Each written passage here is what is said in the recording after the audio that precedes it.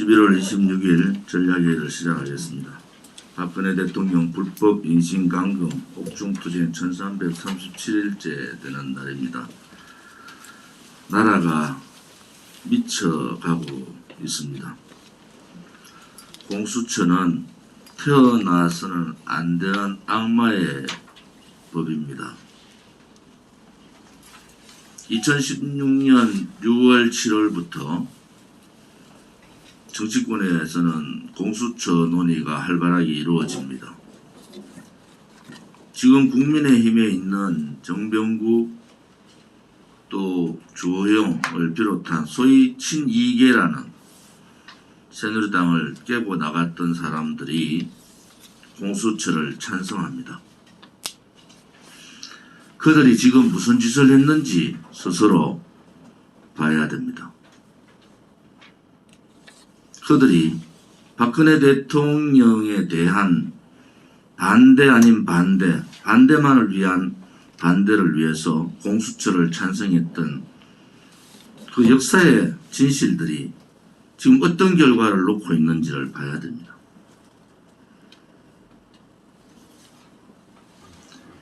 헌법 위반, 위헌 소지가 다분한 이러한 공수처법, 상권 분립이 무너지고 법의 정의가 무너지는 이런 공수처법을 찬성했던 국민의 힘에 있는 많은 국회의원들이 스스로 그 당시에 박근혜 대통령 정부에 대해서 했던 행위들에 대해서 국민들께 양심선언을 해야 됩니다.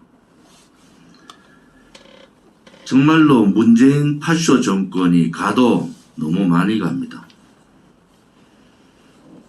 공수처법은 한마디로 문재인 파쇼 정권의 장기 집권 업무의 수단으로 쓸 수밖에 없습니다. 왜 그들이 공수처장 임명에 대해서 이렇게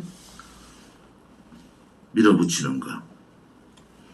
추미애 법무부 장관을 보면서 더불어민주당이 밀어붙이는 공수처장의 역할이 무엇인가를 우리는 분명히 압니다.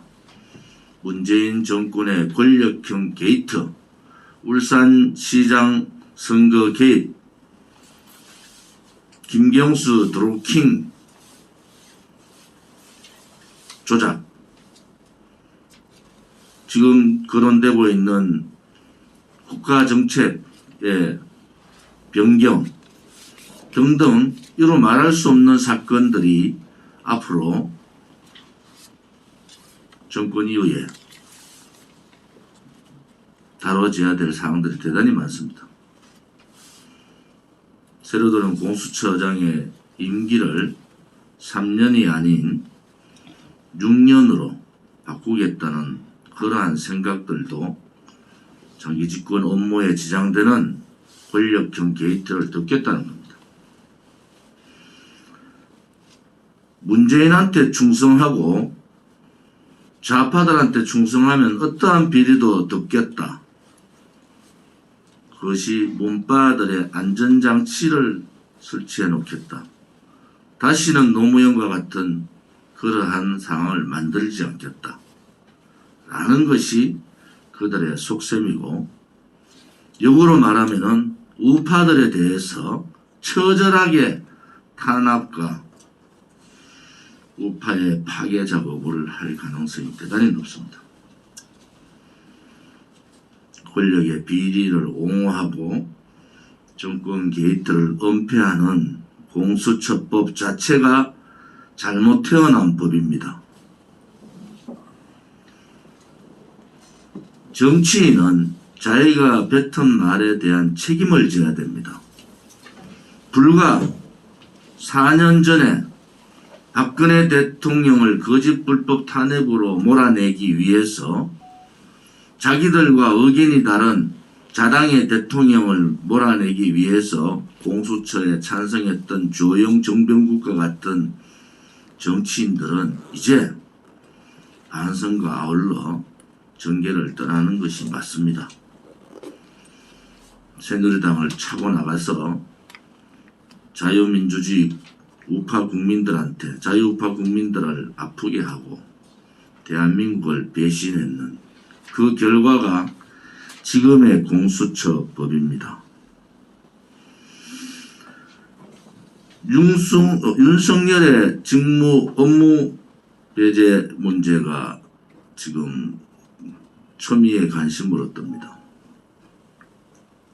저는 윤석열, 추미애를 동시 국정감사를 하는 것이 맞다 이렇게 봅니다. 윤석열은 자유파 국민들한테 너무 큰 아픔을 줬어요. 박근혜 대통령이 태블릿 PC뿐만 아니라 증거가 거의 재판부에서 채택되지 않는 검찰의 망나니 춤을 우리는 불과 4년 전에 보았지 않습니까? 국민의 생각에는, 국민의 머리에는 그 현장들이 똑똑히 각인되어 있습니다. 윤석열이 문재인 좌파 독재 정권의 앞잡이로서 어떠한 짓을 했는가, 어떻게 국가를 위해서, 국민을 위해서 희생하고자 했던 많은 자유파 정상적인 분들을 감옥에 넣었는가. 윤석열이 그런 일을 할 때 지금의 검사들은 무슨 짓을 하고 있었는가. 형집행 정지조차도 시켜주지 않는 이러한 반인륜적 행위를 한 그 사람들이 바로 윤석열이고 그를 따르는 검찰들이었습니다. 이영렬 검사 수사본부장한테도 묻고 싶습니다. 지금도 박근혜 대통령이 잘못되었다고 생각하는가? 박영수 특검도 마찬가지입니다. 지금도 박근혜 대통령의 특검의 결과가 잘 되었다고 생각하는가? 윤석열은 국민들한테 대한민국이 이 지경에 가게 된 상황들을 낱낱이 고해성사해야 됩니다. 그것이 윤석열이 살 수 있는 길이고 그것이 윤석열의 마지막 남은 양심이기도 합니다. 앞으로 공직에 있는 사람들은 자기의 언행, 자기의 하나의 행동이 얼마나 중요하고 그것이 국민들께 미치는 영향이 얼마나 큰가를 깨달아야 합니다.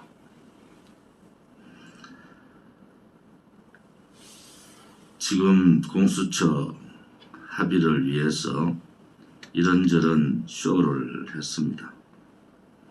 더불어민주당은 12월 2일 날 본회의에서 공수처법 개정안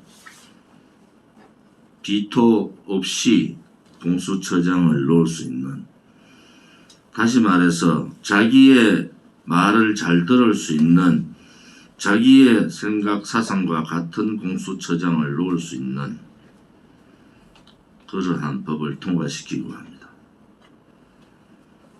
그것은 일당 독재고 의회의 폭거이고 공산당과 다름없는 그러한 행위입니다.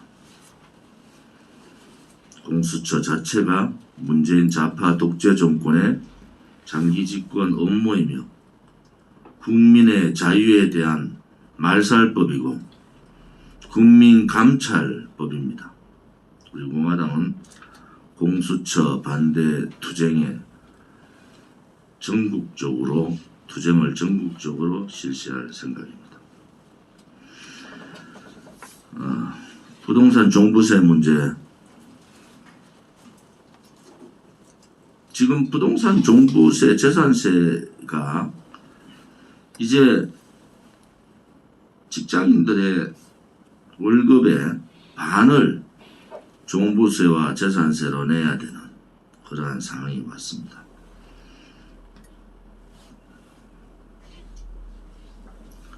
사유재산 제도의 핵은 시장경제뿐만이 아니라 자기의 주택, 일가구 주택을 가지는 것이 꿈이고 가는 길입니다. 일가구를 가진 사람들한테 자기가 수입되는 반을 종부세, 재산세에 내는 나라는 자유민주주의 체제 시장경제의 나라가 아닙니다. 재산에 대한 징벌적 세금은 이제 자유민주주의 체제의 핵심인 사유재산 제도를 없애겠다는 겁니다.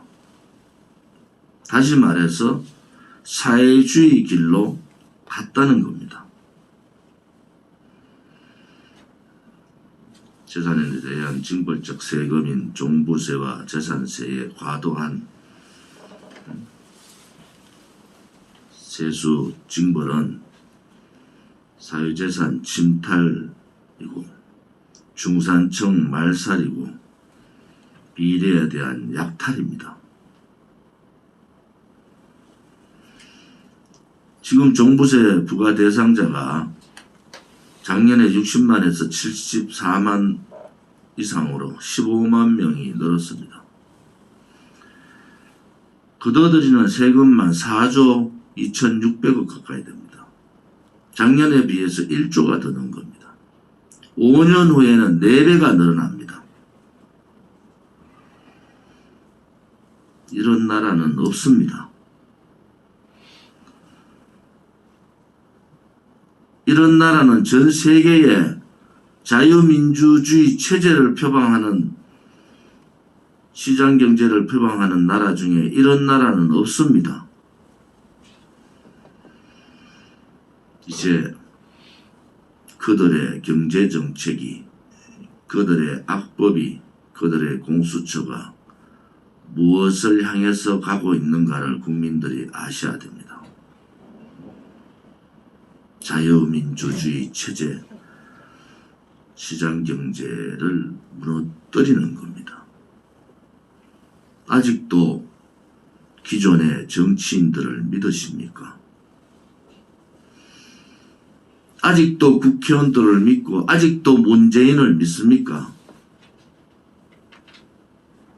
그렇게 되면은 여러분의 재산도 무너질 뿐만 아니라 대한민국이 무너지고 미래 세대는 끝이 나는 겁니다.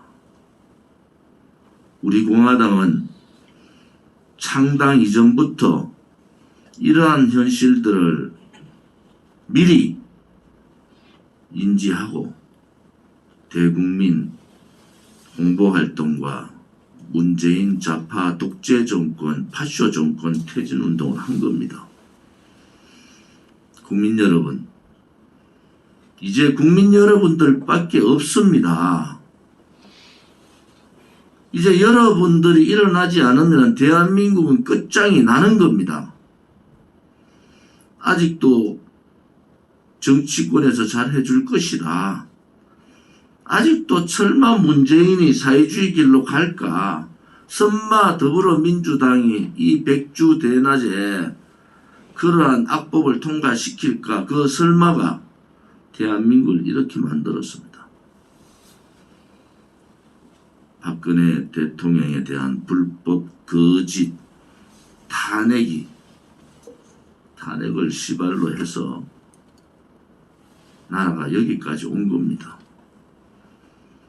우리 공화당에 가는 길에 여러분들이 돌이켜 보십시오. 우리가 무슨 얘기를 했고, 우리가 무엇을 위해서 투쟁을 했고, 우리가 왜 그 많은 사람들이 돌아가시고 감옥 가고 그렇게 다치는데도 굳건하게 당을 지키면서 이렇게 힘든 투쟁의 과정을 가는지 국민들께서 이제 깨달으셔야 됩니다. 우리 공화당의 동지들은 돈이 많고 시간이 많아서 자기가 돈 써가면서 서명대 운동하고 매주 저렇게 처절하게 투쟁을 하는 줄 아십니까?